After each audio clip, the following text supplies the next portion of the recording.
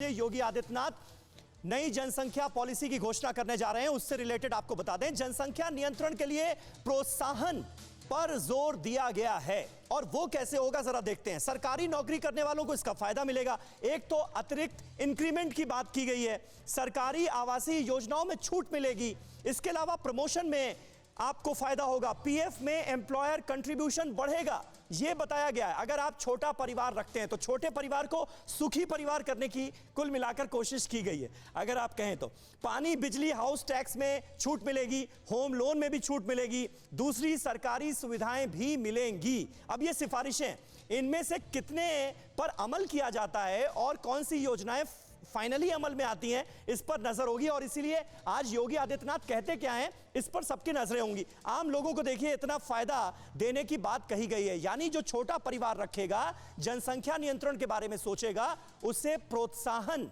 कैसे सरकार देगी, इस पर भी खासा विचार किया गया है।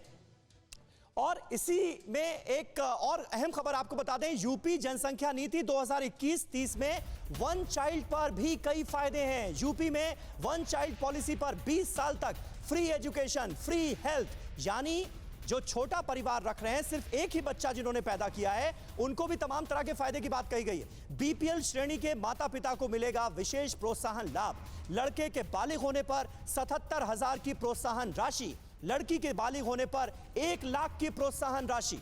तो ये तमाम अहम फैसले क्या लिए जा सकते हैं आज, इनका ऐलान हो सकता है आज। सिफारिशें तो बहुत अच्छी हुई हैं, लेकिन इनमें से कितनी सिफारिशों पर होगा अमल, इस पर रहेगी हमारी नजर।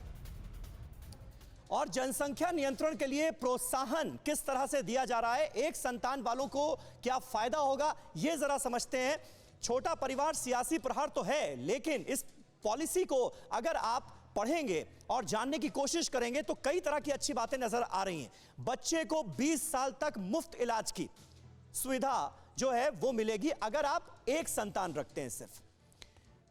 बच्चे को शिक्षा, इंश्योरेंस, शिक्षण संस्था में प्राथमिकता, प्रायोरिटी दी जाएगी, यानी हर जगह फायदे की बात की गई है। ऐसे लोग जो कि जनसंख्या नियंत्रण के बारे में सोच रहे हैं, उनके प्रोत्साहन की बात है। बच्चे को सरकारी नौकरी में प्राथमिकता भी मिलेगी, प्रायोरिटी भी मिलेगी। सरकारी नौकरी पाना आज की तारीख में कितना मुश्किल है हम सब जानते हैं, लेकिन छोटे परिवार वालों को यहां पर भी मिलेगी प्रायोरिटी।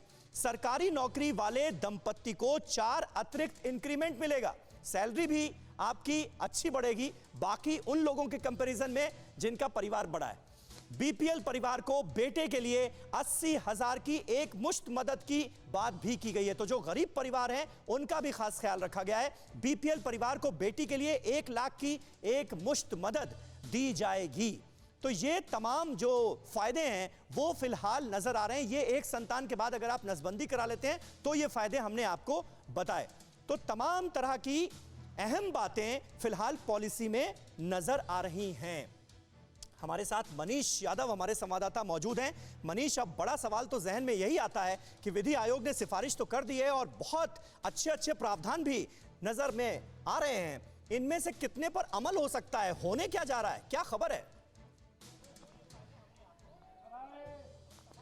देखिए, चूंकि आयोग पहले ही मानकर चल रहा था कि संविधान ने हर व्यक्ति को चुनाव लड़ने का अधिकार दिया है, ऐसे में जो कुछ राज्यों ने लागू किया है कि चुनाव लड़ने पर प्रतिबंध लगा दिया है, वैसा प्रावधान राज्य विधि आयोग अपनी सिफारिशों में नहीं रखेगा। लेकिन कई देशों का अध्ययन करने के बाद इस प्रावधान को शामिल किया गया है। अब राज्य सरकार को विचार करना है। हालांकि जो जानकारी मिल पाई है, राज्य सरकार जनसंख्या कानून को लेकर गंभीर है। जो ड्राफ्ट तैयार करवाया जा रहा है, जो सिफारिशें राज्य विधि आयोग करने जा रहा है, उन सभी सिफारिशों को लेकर गंभीर है।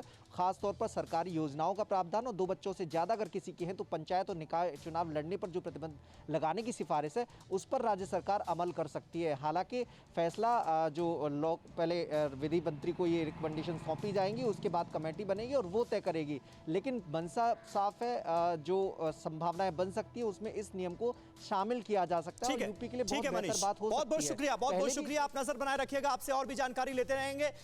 अड़ी सोमवार से शुक्रवार शाम 6 बजे सिर्फ TV9 भारतवर्ष पर।